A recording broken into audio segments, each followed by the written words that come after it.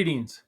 My name is R.A. MacLeod Argue, poet, writer, veteran, and former talk show host. What I'm about to do is to share a few sample pages from my debut book, Halfway Between Success and Madness. Here we go. Halfway Between Success and Madness, written by R.A. MacLeod Argue. Short stories, poetry, one song, and some family history. Acknowledgement. Throughout history, we've encountered numerous sorrows, challenges, and struggles. Some individuals sacrifice themselves to protect, support, and improve the well-being of others. They are real-life examples of angels living among us. The poem Cape of Strength is dedicated to the medical staff who sacrificed themselves for others during COVID-19. R.A. MacLeod Argue wishes to thank the Premier of Ontario, Doug Ford, for supporting veterans. R.A. would also like to acknowledge Doug's late brother Rob Ford, who took the time to call MacLeod Argue at home during his tenure as mayor of Toronto. Rob was an amazing politician whose heart and love for the people were too big for his body. Table of contents. Short stories. Into the Fire, Surviving Basic Training. Military Tactics on the Road. Radio Silence, Becoming a Radio Operator. The Complex Journey of a Peacekeeper. Human Yeti. Poetry. Cape of Strength. The Thin Blue Line. The Modern Day Knights. Shine Not Burn. Roots of Vikings. Who Are We? Voices of Their Generations. Power of Our Dreams.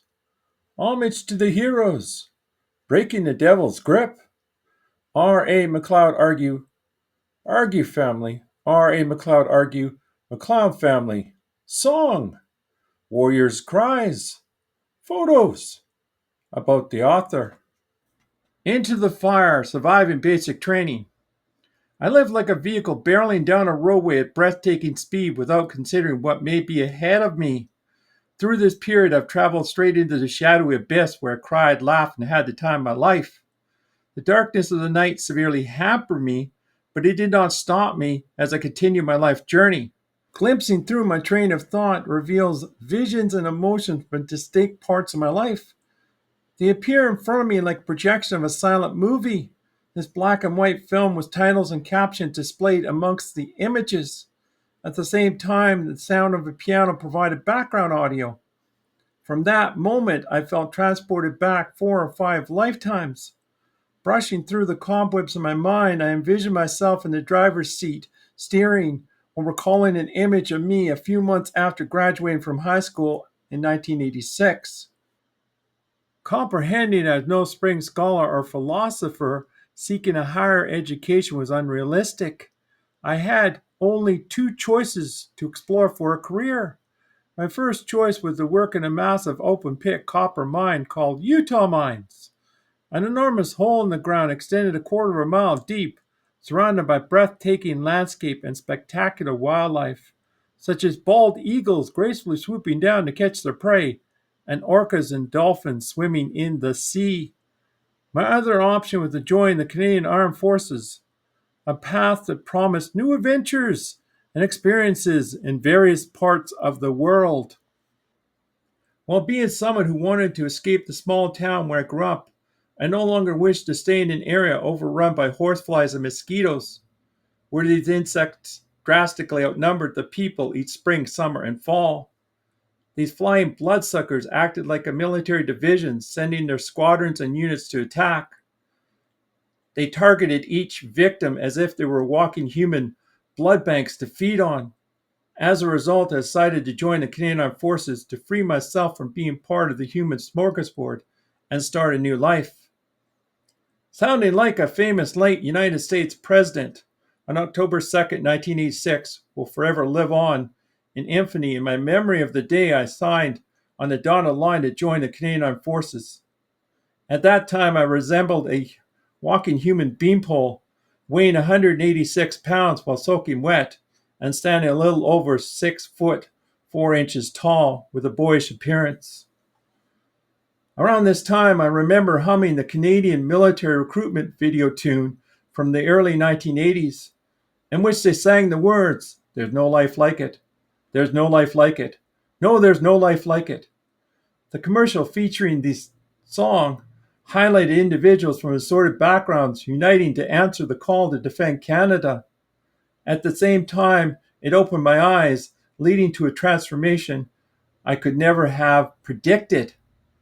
Probing the memories in my consciousness sent me flying directly into a bullseye from where my childhood innocence was stripped and sent through the meat grinder of basic training at the old Canadian Forces Base CFB Cornwallis.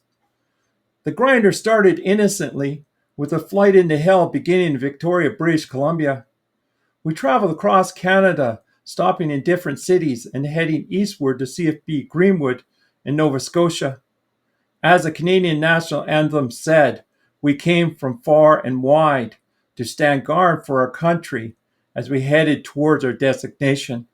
As I landed in CFB Greenwood, so the feeling of no escape from the fright or numbness grasped control of me. I swore I was in a 1970 horror movie where the shark fin cut through the water, gradually rising into the air. Without warning, an enormous individual vaulted from the shadows and leapt into view. This unexpected movement flung me forward, away from my initial reflections towards the terrifying image of a massive, mobile human wall. My thoughts then centered on this individual's smirk and piercing eyes, which gave the impression that he relished inflicting pain on others. The ground-shaking sound of a massive earthquake shattered the air as this human wall's loud, roaring voice sliced through the silence. Following that, the only sound that filled the air were the rhythmic pounding of our feet on the ground. All the while, we tightly clutched our suitcases, guarding the belongings that tied us to our youth. A time we were about to leave behind just as we rushed towards an awaiting bus that would take us to CFB Cornwallis for our basic training course. Traveling forward in my thoughts, the first thing that caught my attention in the early morning darkness were the bold letters spelling Cornwallis above the entranceway to a military base. This name marked the beginning of a place where the primary aim of basic training in the Canadian military was to break down all recruits. When the military achieved its goals, it would reconstruct each recruit into a human component, which became part of the Canadian Armed Forces infrastructure. The mirrors of time skipped over much of the landscape within CFB Cornwallis, as if it were retracing Canadian history, reverting to the World War II era. The buildings, most of which were two-story wooden H-huts painted white with green trim, were a testament to the era's legacy. Military thought patterns emphasized organization, with buildings arranged in orderly rows and newer structures occasionally interspersed among them. The distant rumbling sound of an idling diesel engine from decades ago brought my thoughts back to the bus, which had stopped. Just then, the lights in the bus interior turned on, and everyone began to exit. When I walked off the bus, the crisp morning air slapped my face, and the sound of the not-too-distant ocean waves filled my ears as it struck the shoreline. Yet not for a moment were any of us recruits allowed a peace of mind. A group of men who were our course instructors, non-commissioned officers, NCOs, met us just outside the bus. The instructors did not waver for a moment. Their eyes appeared filled with otherworldly fire, as if demonic spirits had possessed them. Their expressions towards us recruits made it seem like they were hungry for an early morning snack. These actions caused even more chaos among our group as the instructors herded us towards the back entrance of a two-story wooden H-hut.